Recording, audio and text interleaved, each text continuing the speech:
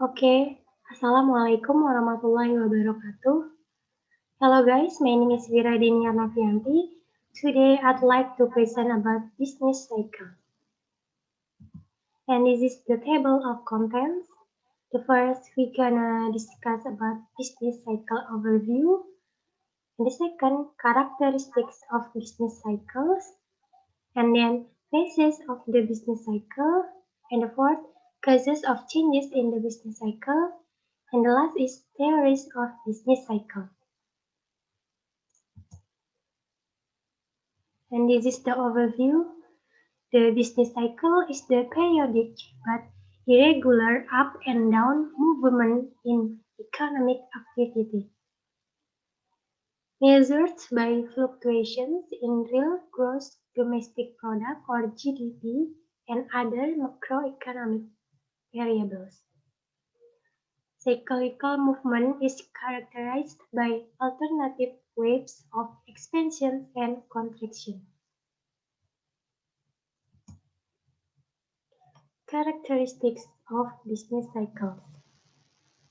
The first is periodicity. Wave-like movements in income and employment occur at intervals of 6 to 12 years. Gap between two cycles is not regular or predictable with certainty. And then the second is synchronism.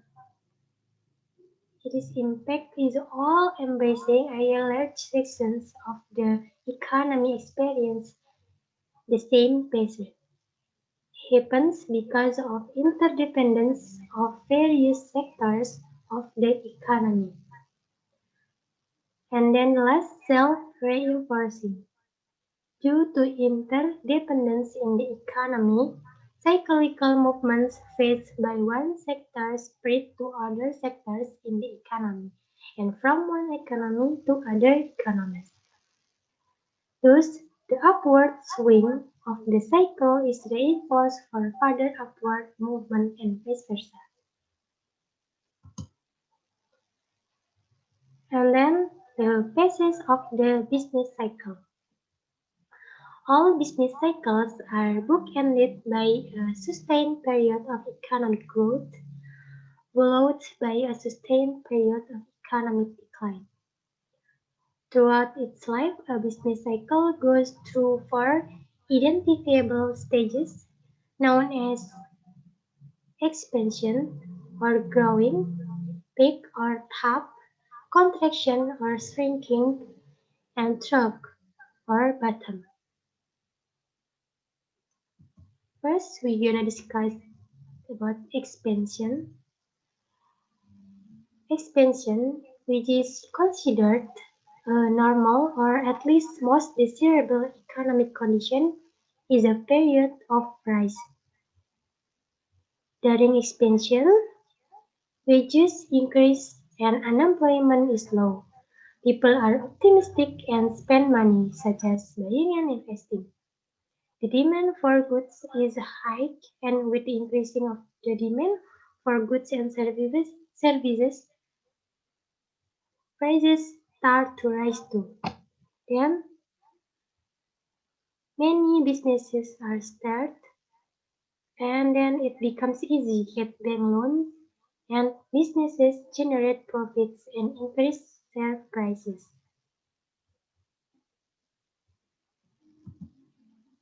And then peak. The peak marks the climax of all this favors activity. It occurs when the expansion has reached its end and indicates that production and prices have reached their limit. This is the turning point. With no room for growth left, there is no here to go but down.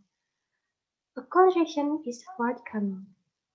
And this is during a period of peak, the economy stops growing or reaches the top, and then GDP reaches maximum, and businesses cannot produce anymore or hire more people, and then cycle begins to contract or contraction.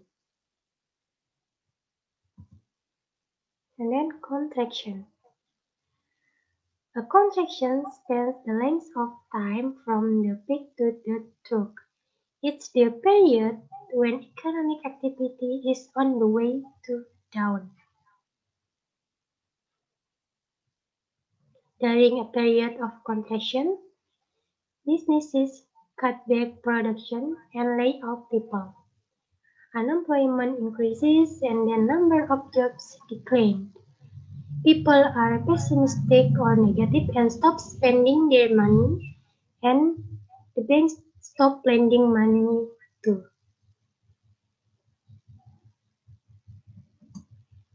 And then stroke. If the peak is the cycle's high point, the trough is it the low point. When the business cycle reaches a trough, economy bottoms out or reaches lowest point, and high unemployment and low spending. And then the stock prices drop.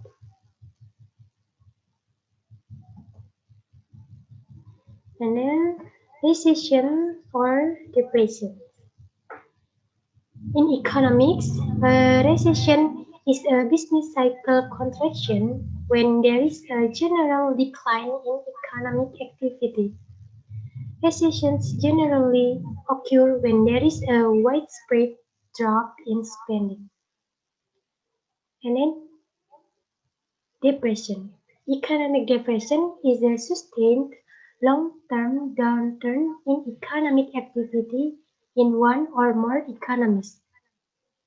It is a more severe economic downturn than a recession, which is a slowdown in economic activity over the course of a normal business cycle. When the business cycle reaches a recession, increased demand during boom and then brings in less efficient means of production. Money market also becomes costlier, and then demand for loans pushes up interest rates. Quantity of investment begins to decrease and cost of production goes up. Prices of commodities rise sharply and beginning of depression. The depression. When the business cycle reaches a depression, price level falls and then production decreases and unemployment increases and purchasing power decreases. Then demand falls and productive activity slows down, production falls and stocks accumulate. Then, what keeps the business cycle going? There are four variables cause changes in the business cycle. The first is business investment. When the economy is expanding, sales and profit keep rising. So companies invest in new plants and equipment, creating new jobs and more expansion. In contraction, the opposite is true. And second is interest rates and credit. Low interest rates, companies make new investments and adding jobs. When interest rates climb, investment dries up and less job growth. And the third, consumer expectations.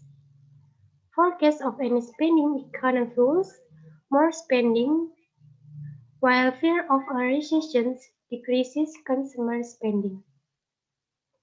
And then the last, external shocks. External shocks. External shocks such as disruptions of the oil supply, wars, or natural disasters greatly influence the output of the economy. And this is the theories of business cycle. The first is Keynes cycle, real business cycle theory.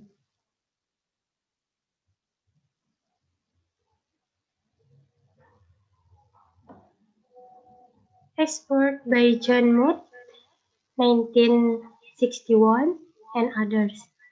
Fluctuation in output and employment are the result of a variety of real shocks that hit the economy.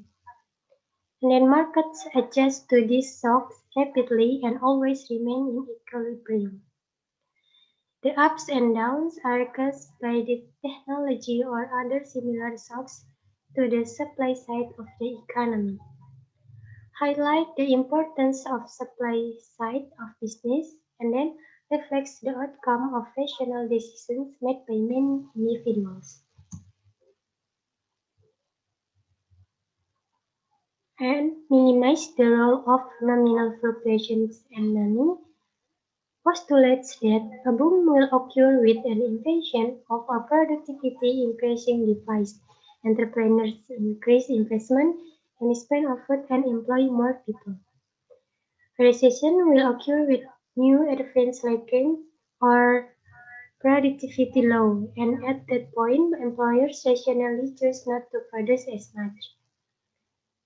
And then, although booms are nicer than recessions, but there is no need to react to either, as they represent the best use of the opportunities available.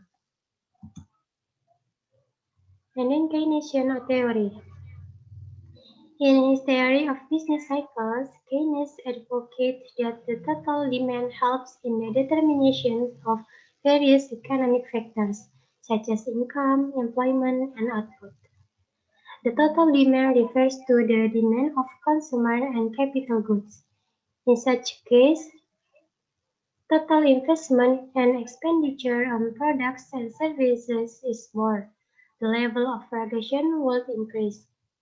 When the level of production increases, it results in the increase of employment opportunities and income level.